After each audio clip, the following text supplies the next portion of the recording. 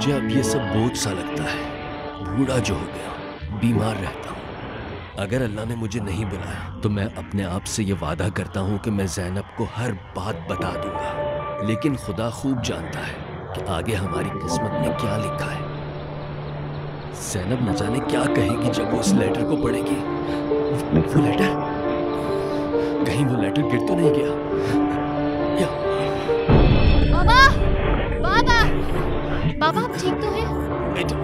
बेटा मैं ठीक हूँ। बाबा आपकी दवाइयाँ कहाँ हैं? मुझे बताएं, मैं आपको खिलाऊं। मैं साथ नहीं लाया बेटे। बाबा प्लीज जोर जोर से खांसिए, आप खांसिए जोर जोर से। या खुदा, सिग्नल्स नहीं आ रहे। क्या मुसीबत है, सिग्नल्स क्यों नहीं आ रहे?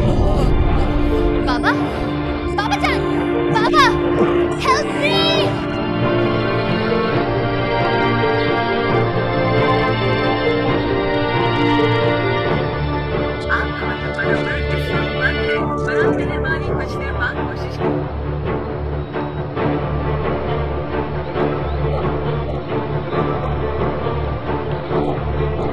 आ गई।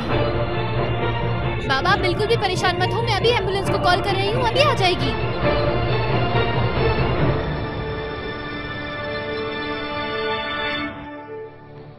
ज़ैनब, हेलो ज़ैनब, आवाज नहीं आ रही बिल्कुल।